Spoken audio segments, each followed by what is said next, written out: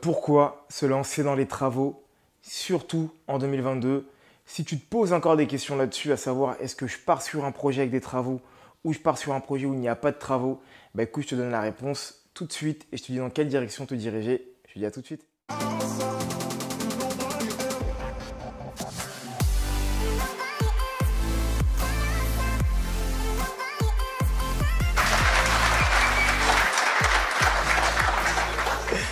Plus sérieusement, salut à toi ambitieux et salut à toi ambitieuse et bienvenue sur cette chaîne qui est dédiée à l'ambition.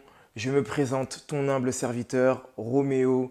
Je suis courtier en prêt immobilier, j'accompagne les particuliers ainsi que les investisseurs dans l'achat d'un investissement locatif ou d'une résidence principale. Et cette chaîne a là pour but de te secouer, de te mettre un coup de pied aux fesses afin de pouvoir te lancer dans l'investissement. Elle répond à des questions que tu peux avoir dans l'investissement immobilier. Quoi chercher, comment chercher, est-ce que je dois faire des travaux ou non? C'est la question d'ailleurs d'aujourd'hui. Et pour me permettre d'y répondre, c'est grâce à cette expertise que j'ai pu acquérir depuis un certain nombre de temps, car je suis courtier en prêt immobilier, je suis également formateur dans l'immobilier et je suis aussi marchand de biens depuis maintenant quelques temps. Donc voilà, les présentations sont faites. Je vais te laisser t'abonner avant de pouvoir répondre à cette question. Et pour ça, je te laisse quelques instants. Et ensuite, on démarre la vidéo. Mais bien sûr, tu coches la cloche des notifications afin de pouvoir connaître toutes les dernières parutions.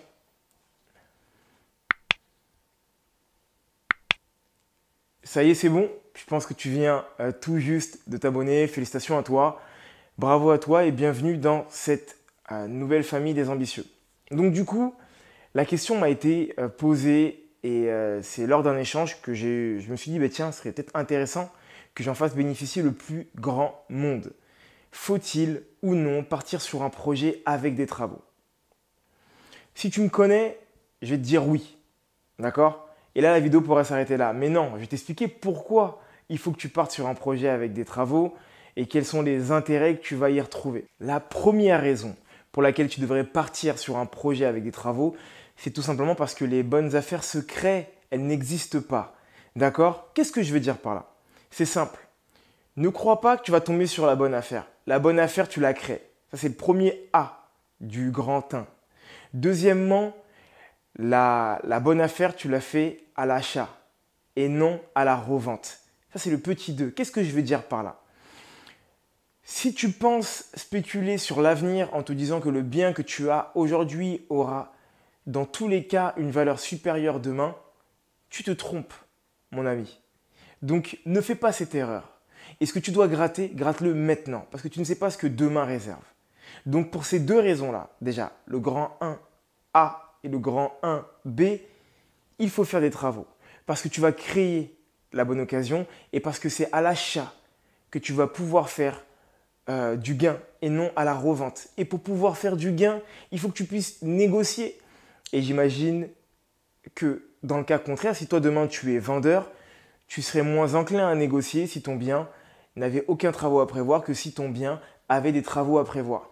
Donc voilà la première raison, sous deux formes, pour lesquelles tu dois te lancer sur un projet avec des travaux. Ensuite, mon ambitieux, la raison numéro 2, allumer l'interrupteur émotionnel de ton client.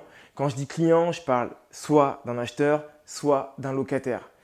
Tout simplement en partant sur un projet avec des travaux, qui soient petits ou sur de gros travaux, tu vas pouvoir être amené à réagencer les pièces, à les mettre au goût du jour, à faire en sorte de pouvoir créer le coup de cœur que tu ne peux pas créer sur un bien ou plus difficilement sur un bien qui n'a pas de travaux. En plus, tu vas l'acheter au prix fort et peut-être que c'est déjà l'autre personne qui a créé du coup le coup de cœur et qui a fait que tu es passé à l'achat. D'accord? Mais maintenant, si toi, tu t'es positionné en tant qu'acheteur à ce moment-là et ça a réussi à créer et à susciter, c'est ça que je voulais dire, à contraction des deux, le coup de cœur, peut-être que ça ne le créera pas pour ton futur locataire, tout simplement. Donc, mon ambitieux, je t'en conjure, lance-toi dans les travaux pour pouvoir prendre en main ce fameux interrupteur émotionnel qui va faire que ton locataire ou bien que ton acheteur va passer à l'achat, va passer à la location de la manière la plus sereine et déterminée possible. Parce qu'une fois de plus, je le redis, tu vas pouvoir réagencer, remettre au goût du jour les couleurs, les pièces, le papier peint, la disposition de ton bien sur un bien avec lequel tu vas avoir des travaux. D'accord? Et je profite également pour faire une petite parenthèse. Quand je te parle de travaux, c'est que ce soit des petits travaux ou des gros travaux, peu importe. Moi, je te parle de travaux. J'invite personne à acheter un bien sur lequel il n'a même pas à mettre un coup de peinture pour pouvoir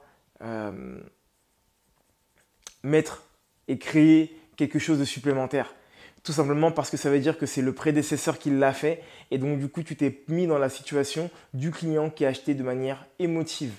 Et même si les émotions sont importantes parce qu'elles font partie du feeling et il faut du feeling lorsque tu investis, mais pour gagner de l'argent, il ne faut pas être avec l'émotionnel, il faut bosser avec ce qu'il y a dedans et donc au niveau cérébral. Donc c'est pour ces raisons-là que je t'invite fortement à faire des travaux. En numéro 3, et oui mon ambitieux, c'est simple, être au niveau des normes énergétiques. En faisant des travaux, tu t'avances soit à être sur des lettres supérieures qui bientôt seront proscrites par rapport aux nouveaux arrêtés énergétiques qu'il y a eu pour tout ce qui est passoire énergétique et la volonté de l'État à faire en sorte qu'il y ait moins de consommation. Ou soit, en fait, tu es dans une situation où tu es hors norme et ton objectif, c'est de pouvoir essayer de remonter au niveau des normes énergétiques. Tout ce qui est en lien avec les normes énergétiques, je t'invite à regarder des vidéos précédentes en rapport avec ça. J'en parle.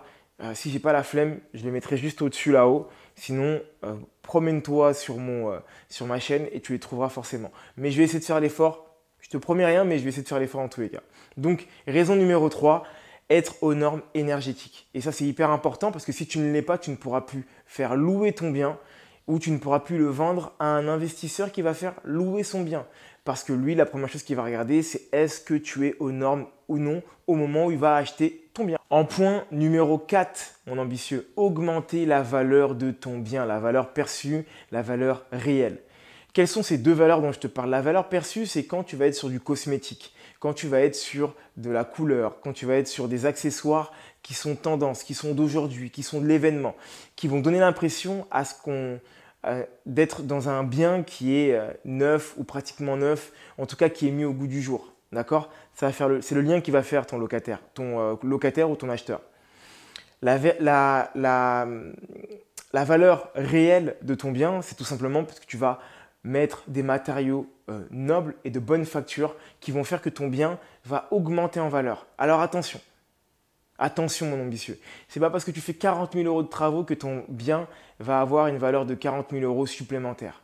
Néanmoins, si tu avais un T2 avec un double salon et que ce salon-là, tu le coupes pour en faire une chambre supplémentaire, et bien là, tu as un T3 qui va se vendre au prix d'un T3.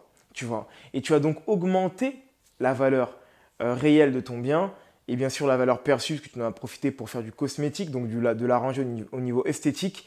Et qui plus est, en plus de ça, tu vas augmenter ton panel de clients potentiels parce que d'un simple locataire vivant seul ou à deux, tu peux partir sur une famille en tant que locataire ou en tant qu'acheteur.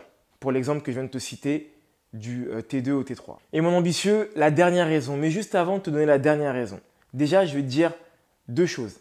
La première, c'est que si tu regardes encore cette vidéo, c'est que tu apprécies. Donc s'il te plaît, mets un like, d'accord? Donne-moi de la force, fais plaisir à Google, fais ta BA, tout le monde sera content. La deuxième chose, mon ambitieux, c'est que si tu as des questions en lien avec l'immobilier, en lien avec le courtage, n'oublions pas, je reste courtier en prêt immobilier, et ben c'est très simple, il y a des liens qui sont juste en bas et qui te permettent de pouvoir rentrer en contact avec moi. Donc tu cliques sur les liens, tu programmes un rendez-vous et je t'appelle et ça totalement gratuitement. D'accord? Pendant une quinzaine de minutes. Donc tu ne perds pas de temps, tu le fais dès à présent avant de finir la vidéo, sinon tu vas oublier.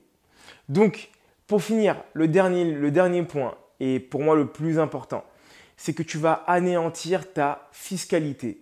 D'accord? Alors, on parle souvent de la fiscalité lorsque on est sur de la location, mais il y a également de la fiscalité qui peut être anéantie partiellement lorsqu'on est aussi sur de la vente. Je m'explique. Le fait de pouvoir faire des travaux en fonction de ton régime fiscal, lorsqu'on est dans de la location, va pouvoir anéantir ta fiscalité totalement, donc créer du déficit si tu es sur du foncier ou créer tout simplement des charges lorsque tu es sur du LMNP, même si c'est le même principe. C'est juste que le nom n'est pas le même et j'ai peur de me faire taper sur les doigts par les puristes qui me diraient « m'en dis pas déficit pour LMNP ». Mais c'est le même principe, c'est du déficit également. Donc du coup, tu crées des charges sur la valeur de ton bien. D'accord? J'ai fait 15 000 euros de travaux, donc je peux déduire 15 000 euros en fonction, et je précise, hein, en fonction de mon régime fiscal. C'est très important dans le cadre de la location. Mais c'est également le cas lorsque tu vas vendre, mon cher. Parce que lorsque tu vas vendre, on va te demander, bien sûr, lorsque ce n'est pas une résidence principale, as-tu effectué des travaux? Donc si ton bien a été valorisé à 30 000 euros de plus et que tu as fait 10 000 euros de travaux, la PV ne sera pas sur les 30 000 euros, mais sur les 20 000 euros. Parce que dans l'idée où bien sûr les 10 000 euros sont déductibles entièrement, il y a un certain nombre de travaux que tu peux déduire de ta future PV, en tout cas du calcul de la plus-value immobilière. Quand je dis PV, c'est plus-value et immobilière, c'est le I, mais je n'ai pas dit PVI. D'accord? Je sais que tu me suis encore, donc reste encore un peu accroché. Donc, en définitif, et pour faire simple, tu as plusieurs raisons pour lesquelles tu te dois de faire des travaux. D'accord?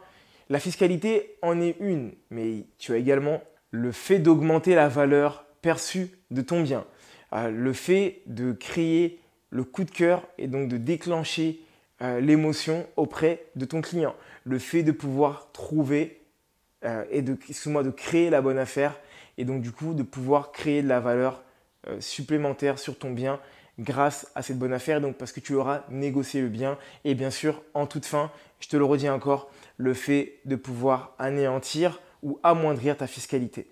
Voilà les points que j'ai envie de t'énoncer sur les possibilités qui te sont données à travers les travaux. Donc mon ambitieux, maintenant il faut que tu fasses des travaux, d'accord? N'aie pas peur des travaux. Si tu as des questions par rapport aux travaux, tu viens vers moi, comme je viens de te l'expliquer d'ailleurs, tu cliques sur le lien et tu programmes un rendez-vous téléphonique. Entre-temps, mon ambitieux, entre-temps, mon ambitieuse, je ne sais pas à quel moment tu regarderas cette vidéo, mais tout ce que je peux te souhaiter, c'est de continuer à croire en toi et à te former. Je te dis à bientôt.